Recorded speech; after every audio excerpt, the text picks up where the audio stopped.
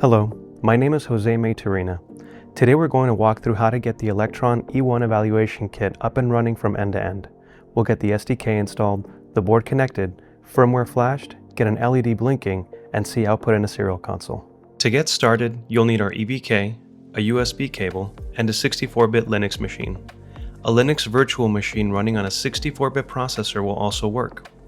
In this tutorial, we'll use an Ubuntu virtual machine. We'll install the SDK and its dependencies, then we'll use a serial monitor to confirm the preloaded program is running on your new EVK. Download the SDK using the top link in the file list. Please note the SDK only supports 32-bit or 64-bit Linux distributions at this time, and currently does not support native Windows or ARM-based platforms.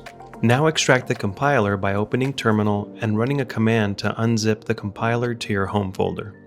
At the end of this process, you'll have an FCC folder in your home folder that contains the SDK. Note that the command shown in the video uses the current version available. Make sure to use the version that corresponds to your download.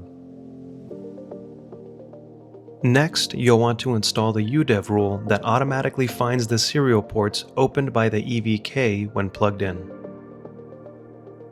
Next, install the system dependencies for building and using the serial console. Note that all the following commands in this video can be copy-pasted from docs.efficient.computer/evaluation-kit. If you're on Fedora or Red Hat, use the DNF variant of this command. Now we'll set an environment variable so the tools know where your FCC installation lives. To do this, we'll modify the bashrc file. You'll need to scroll down to the bottom after opening the file, paste in 2 lines, press Ctrl X, then press Y, then Enter, and finally reload the bashrc file with the source command.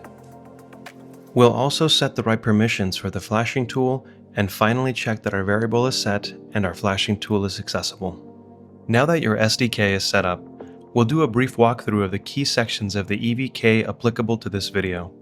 First is your USB-C port and your main on-off switch. This is how you interface the EVK with your computer and control the board's main power. Next are the 3 boot switches. These set the EVK's programming mode and execution mode. For this guide, we'll set the EVK to SPI programming mode, mode 101, and execute code from SRAM. This means you'll be able to flash an application to the E1x and have it run immediately, then be able to clear the application by hitting the reset button. Note that you'll use an object such as a paperclip to adjust the boot switches. Lastly, there's the user programmable LEDs and buttons.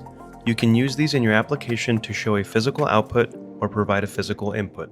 There are many other sections of the EVK, but those will be covered in a separate video and in the EVK documentation. Next, connect the EVK to your computer using a USB cable, then power it on. You'll use the board's power switch, switch 2, to turn it on. If you're using a VM, you'll want to use the VM's menu to attach the USB device to the VM. Now let's confirm the EVK shows up as serial devices. The EVK exposes 3 serial ports, one for programming, one for energy data, and one for standard input-output. If you don't see any ports, recheck the USB cable and confirm the board is powered on. If you're using a VM, make sure you've selected the EVK to connect to it. Now it's time to download some example firmware and flash it to the EVK. Start by navigating to our examples repository and either cloning or downloading then extracting a copy. Now let's build the app examples folder, which contains the Quick Start application. Navigate to the app examples directory, create a build folder, and run the build commands.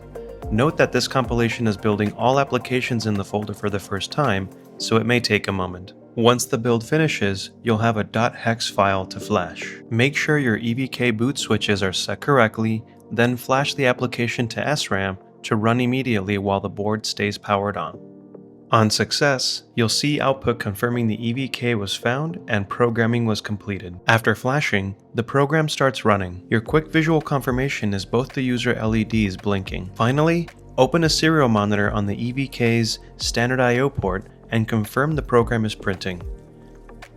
To exit Minicom, press Ctrl A, then X, then Enter. If you get a permission error, add your user to the dialog group and reboot. If you didn't get an error, you can ignore this step. And that's the end-to-end setup. SDK installed, board connected, firmware flashed, LED blinking, and serial output verified. From here, you can start exploring more examples and move into debugging and power measurement workflows.